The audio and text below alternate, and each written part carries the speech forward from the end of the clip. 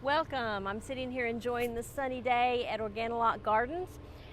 We had a garden tour this past week, but I wanted to give you your own private tour of the garden. So let's go see what we have growing. Come on in to what we call our farm stand garden. This garden is all raised beds, some of our old raised beds, as well as some new ones that we've put in this year. We have everything from herbs and flowers to beans, peppers, squash, tomatoes. It's been an unusual growing season. We had a very wet spring, which delayed planting some, and then we've had this major heat wave like everybody else, but our plants are continuing to grow and thrive, even though we've had the bad heat. So we just keep feeding them soil food and they keep growing. I want to show you these cherry tomatoes. Look how big this thing is. We've got some huge tomatoes going. We've already harvested tomatoes. Usually you say by July you want to harvest some tomatoes. We've already been harvesting our larger tomatoes as well. These are our quirk cucumbers. You can see it's just like a solid wall. It looks like one of those fake green walls that you buy. We've had cucumbers galore every day. You can see our flowers. This is what I call my bubble bath, because it's an old bathtub and I plant all white in there for some effect. Our purple hull peas are already at a stage to produce. Look at these guys, they're really pretty. We had some delays on this side. Thank you very much to my puppy dogs who dug it up and we had to replant. So it's not quite as tall on one side, but you can see what it should be and how much growth there is with all these little runners. Again, we have all kinds of flowers, our morning glories, planters. We're already on our second crop of beans, and some of these we've already harvested, and so we're getting ready to plant some more beans. We have more cherry tomatoes, and again, if you saw my video last year, I think it was, if you don't have tomatoes like these, you're not using OrganiLock soil food, because we get so many tomatoes. Look how big these guys are. These are big beef tomatoes right here. Then I've got all kinds of varieties, Cherokee purples and German pinks and pink brandywines. All different types of tomatoes. Notice that tomatoes, yes, we trim off the bottom leaves to give airflow, and we actually go and trim out some of the extra leaves in the top, again, to get good airflow to keep from disease and bugs, but it's like a chain of tomatoes going here. But you can keep your tomatoes looking healthy even in extreme heat. This is something that's very different that most people I hadn't seen until this year. This is a pink nasturtium. They call it a red rose nasturtium, but it's like a pink color, very pretty. And these plants actually flowers are edible too. All right, so again, peppers. Look at all these banana peppers. It's colorful with all these banana peppers. We're harvesting peppers, we're harvesting squash. We've harvested a little bit of everything, even some beets in the greenhouse that we had started earlier. I love this. My mom helped me plant this year. Thank you very much, Mother. This is our rose moss bed here, literally our flower bed. Perennials in the back. Then we have covered with shade cloth because they are more sensitive to the heat. We have carrots and different kinds of beets. Look at this yellow beet right here, if you can zoom in. Look how nice it's growing already. So here's some good sized beets coming in. So that's our farm stand. You want to see some more? We have at least 2 more gardens, so let's go see them.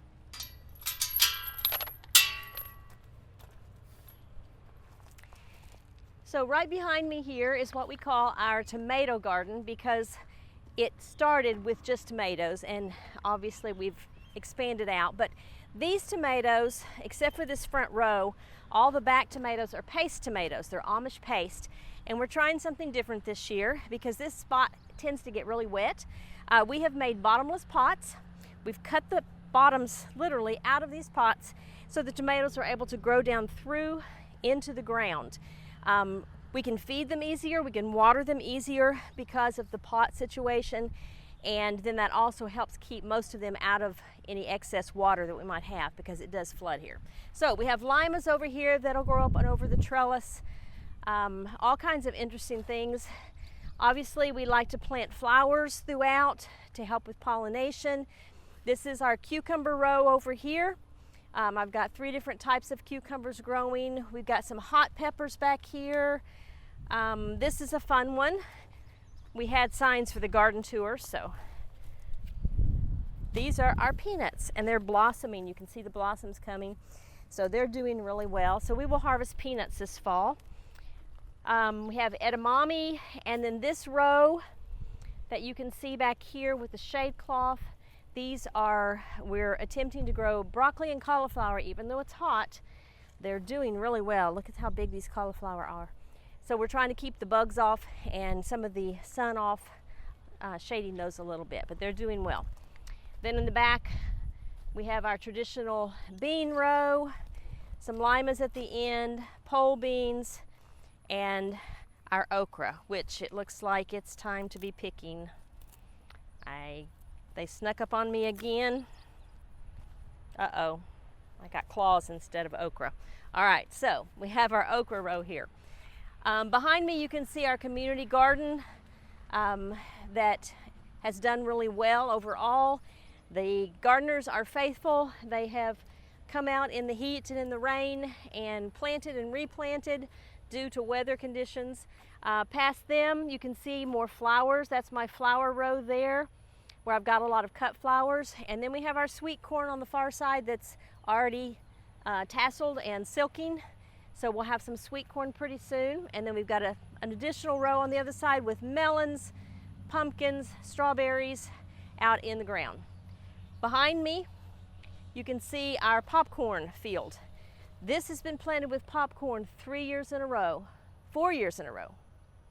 And you know, normally you can't do monocrop like that and have good crops with corn because they're very nitrogen hungry. But with OrganiLock soil food, you can see how tall the popcorn is. It already has, again, it's already silking. So we're gonna have another good crop of popcorn there. All right, that takes care of our tomato garden and outside. Let's move on over to what we call our container garden. This is the newest of all of our gardens. This is what we call our container garden. And in this garden, we have a lot of companion planting going on. You can see all the rows of tomatoes here, but in these tomatoes, I have some radishes here, I have some beets, I have carrots, I have some Swiss chard. So different things planted on the back side. Got some flowers down there again. And then on the front side of these tomatoes, we have interspersed peppers, herbs, and flowers in most of these, you can see. Oh, and look, here's another hider. How about that? Another red tomato.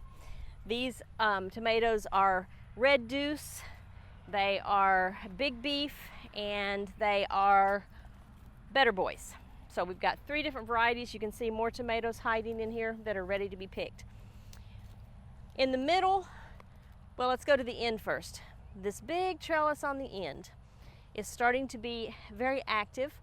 This will be our loofah. Last year, if you remember any of our videos, our loofah was planted in one of these arches, and it took over at least 3 of them, plus all over the ground. We had almost 200 loofahs, sponges that came from that. So we decided this year we'll give it its own space. So we built this great big arch here. So those will be covered with loofah. In the center here have been planted with squash, zucchini. We're already in our second planting on some of these. The front one here with the sunflower in the middle, that's the second go round, and look how big the plants are already. We've had a lot of good plants and a lot of squash. This is actually yellow zucchini, and it is delicious. And unfortunately, I didn't get out harvesting for a couple of days. So we have some really big ones, but you can treat these just like zucchini, and you can make zucchini bread as well.